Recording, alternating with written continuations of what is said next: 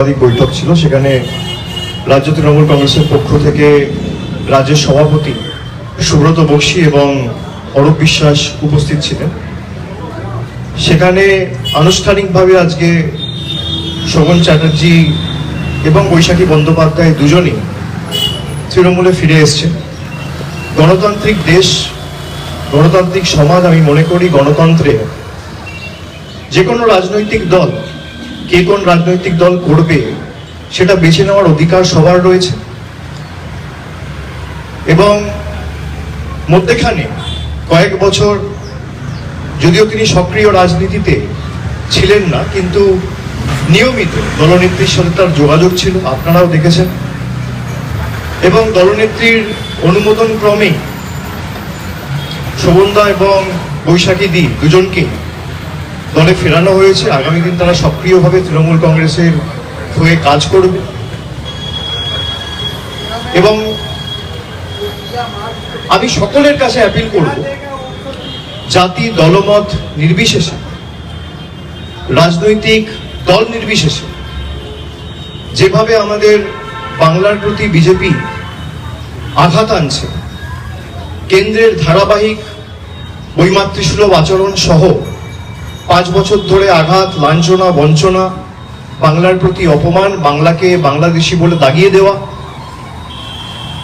এই কেন্দ্রের বিরুদ্ধে আমাদের সকলকে ঐক্যবদ্ধ হয়ে লড়তে হবে। আমি প্রত্যেকটা বঙ্গবাসীর কাছে অনুরোধ করব যে আমরা সকলে মিলে বাংলার সমষ্টিগতভাবে লড়াই করে বাংলার জনগর্জনের ক্ষমতা কি সেটা আগামী নির্বাচনে বিজেপিকে বোঝাতে হবে।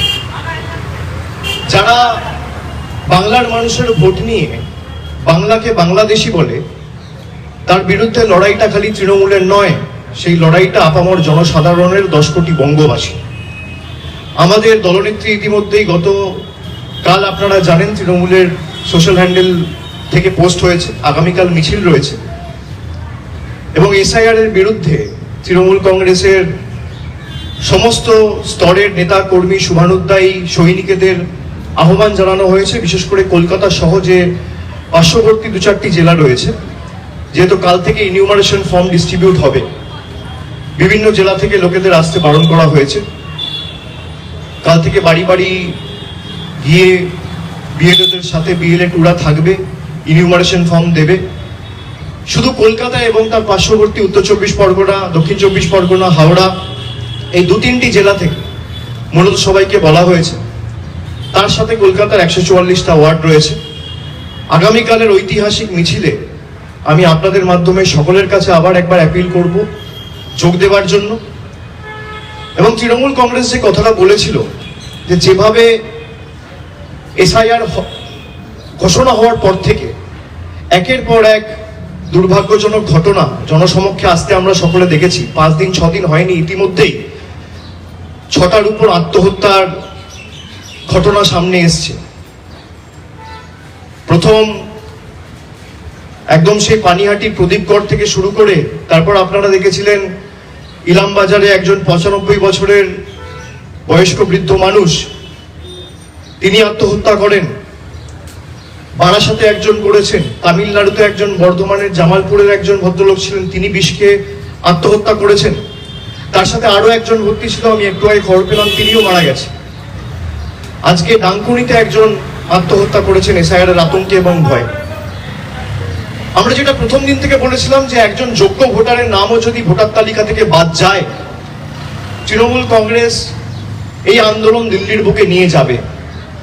এবং যারা কেন্দ্র সরকারের এবং দিল্লির তল্পিবাহক হয়ে কাজ করে বাংলার মানুষের বিরুদ্ধে আঘাত এনে বাংলাকে ভাতে মারতে চাইছে, বাংলার মানুষের পরিচয় বাংলাদেশি বলে দাগিয়ে দিয়ে তাকে অপমান করতে চাইছে, শুধু বাংলায় কথা বলে বলে তাকে বাংলাদেশি বলতে চাইছে, তাদের বিরুদ্ধে এই লড়াই আগামী দিন আরো তীব্রতর হবে এবং দিল্লিতে গিয়ে পৌঁছাবে।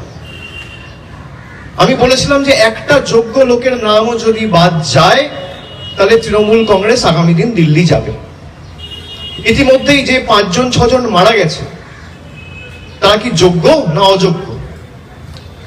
বিজেপির বন্ধু এবং ইলেকশন কমিশনের প্রতিনিধিদের প্রতি আমার প্রথম প্রশ্ন, যে আপনারা বলছেন যে 2002 এর ভোটার তালিকায় যাদের নাম রয়েছে তাদের নাম বাদ যাবে না, সোনালী খাতুন, যাকে বাংলাদেশি বলে আখ্যায়িত করে বাংলাদেশে পাঠিয়ে দেওয়া হয়েছে, তার মার নাম রয়েছে 2002-এর তালিকায়, বাবার নাম রয়েছে 2002-এর তালিকায়।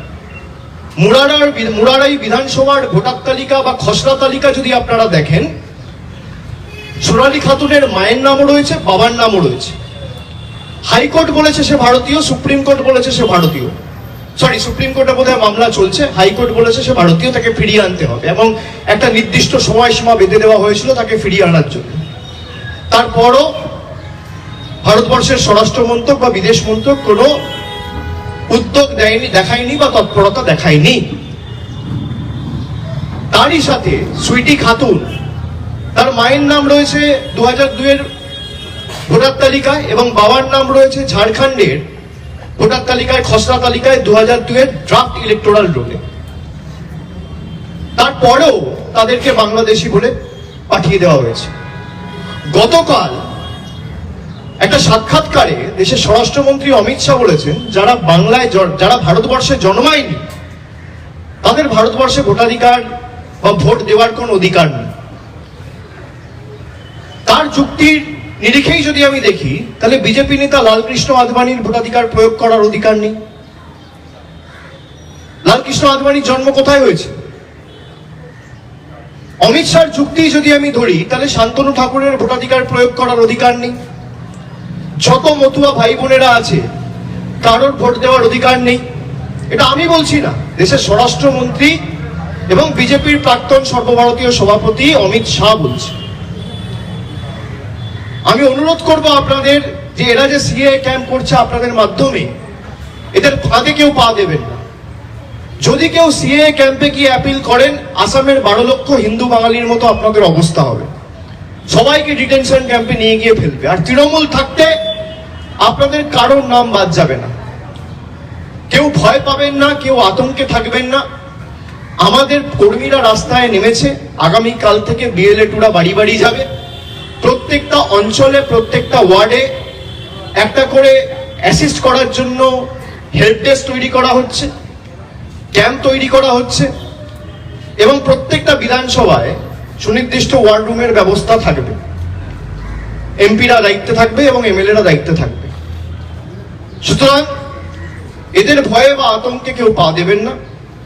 যেভাবে ধারাবাহিকভাবে 2021 সালে গোহারা হারার পর বাংলার চিফ সেক্রেটারিকে দিল্লিতে ডাকা থেকে শুরু করে গরিব মানুষের 100 দিনের টাকা বন্ধ করে দেওয়া, মানুষের বাড়ির টাকা বন্ধ করে দেওয়া, রাস্তার টাকা বন্ধ করে দেওয়া, আবাসের টাকা বন্ধ করে দেওয়া, জল জীবন মিশনের টাকা বন্ধ করে দেওয়া, সর্বশিক্ষা মিশনের টাকা বন্ধ করে দেওয়া, আজকের দিনে দাঁড়িয়ে বাংলার বকেয়া পাওনা 2 লক্ষ কোটি টাকা। আমরা এই টাকা ফিরিয়ে আনবো। এটা চেষ্টা করেছিল 100 দিনের গরিব মানুষের টাকা আটকাতে পারেনি।